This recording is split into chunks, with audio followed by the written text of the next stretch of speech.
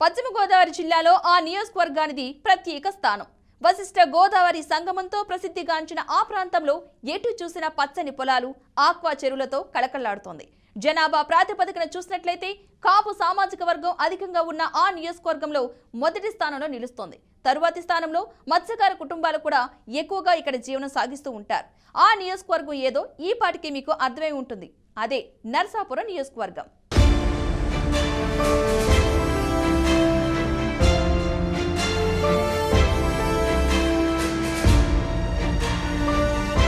ఎన్నికల నేపథ్యంలో ప్రధాన పార్టీలు నరసాపురం నియోజకవర్గంపై ప్రత్యేక దృష్టి సారించాయి. కాపులను, బీసీలను లెక్కలోకి తీసుకొని ఆయా సామాజిక వర్గాల నేతలను ఆకట్టుకునే పనిలో పడ్డారు నేతలు. ఒకప్పుడు తెలుగుదేశం పార్టీకి కంచుకోటలా ఉండేది నరసాపురం నియోజకవర్గం. ఇక్కడి నుంచి పచ్చ జెండా తరపున తిరుగులేని నేతగా కొత్తపల్లి సుబ్బారాయుడు 5 సార్లు ఎమ్మెల్యేగా గెలిచారు. చంద్రబాబు హయాంలో మంత్రిగా కూడా పనిచేశారు. కొత్తపల్లి సుబ్బారాయుడు నరసాపురంలో దాదాపు 30 ఏళ్ల పాటు టీడీపీకి ఎదురు లేకుండా గెలుస్తూ వచ్చింది. అయితే 2019 ఎన్నికల్లో నరసాపురంలో వైసీపీ తరపున స్వల్ప మెజారిటీతో గెలిచింది.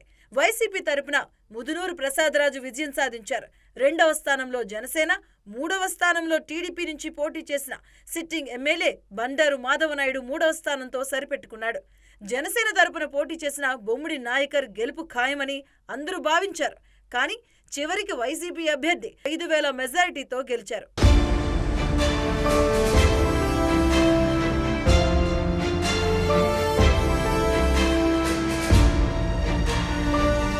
Narasapuram MLA Madhunuri Prasadaraj CM YS Jagan కు మంచి విధేయుడిగా పేరుంది. కానీ నియోజకవర్గంలో ఆయన పైన అనేక ఆరోపణలున్నాయి. ఎమ్మెల్యే ఎవరితోనూ కలవడని, ప్రజా సమస్యలను పట్టించుకోడని విమర్శలు చేస్తున్నారు నియోజకవర్గ ప్రజలు. ముదునూరు ప్రసాదరాజు కనీసం పార్టీ కేడర్ను కూడా పెద్దగా పట్టించుకోరని టాక్. సొంత పార్టీ నేతలే ఈసారి ఆయన గెలిచే పరిస్థితే లేదంటున్నారు. ఇక ఇదిలా ఉంటే కొత్త జిల్లాల ఏర్పాటు సమయంలో నరసాపురం పట్టణాన్ని పశ్చిమ గోదావరి జిల్లా కేంద్రంగా చెయ్యాలని పెద్ద ఎత్తున ఉద్యమాలు జరిగాయి. అన్ని పార్టీల నేతలు ఒక్కటై ర్యాలీలు, రాస్తారోకోలు నిర్వహించారు. సీఎం దృష్టికి తీసుకెళ్లమని ఎమ్మెల్యే ప్రసాదరాజుపై తీవ్ర స్థాయిలో ఒత్తిడి చేశారు. అయినా ఎమ్మెల్యే పెద్దగా స్పందించలేదు. దాంతో ఆయనపై గుర్రుగా ఉన్నారు నేతలు. మంత్రి పదవి కోసం ఆశపడి జిల్లా కేంద్రం గురించి పట్టించుకోలేదని విమర్శలు చేశారు. అయితే తరువాతి పరిణామాల్లో మధునూరు ప్రసాదరాజును ప్రభుత్వ చీఫ్ విప్గా నియమించారు సీఎం.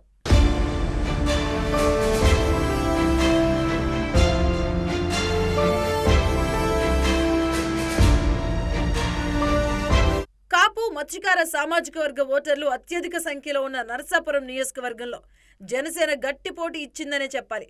మత్స్యకార సామాజిక వర్గానికి చెందిన బొమ్మిడి నాయకర్ 46,000 పైచిలకు ఓట్లు సాధించారు. 3వ స్థానంలో టీడీపీ నిలిచింది. ప్రస్తుతం నరసాపురం నియోజకవర్గ జనసేన పార్టీ ఇన్ఛార్జిగా రాష్ట్ర మత్స్యకార వికాస విభాగ చైర్మన్గా ఉన్నారు బొమ్మిడి నాయకర్. ఈసారి టీడీపీ జనసేన పొత్తు నేపథ్యంలో గెలుపు ఖాయమని ఇరు పార్టీల నేతలు, కార్యకర్తలు ఆనందం వ్యక్తం చేస్తూ ఉంటే వైసీపీ శ్రేణుల్లో మాత్రం ఆందోళన నెలకొంది అంటున్నారు విశ్లేషకులు. ఎమ్మెల్యేలపై ప్రజల్లో ఉన్న అసంతృప్తి కారణంగా అధికార వైసీపీకి ఎదురుగాలి తప్పదని అంటున్నారు రాజకీయ పండితులు.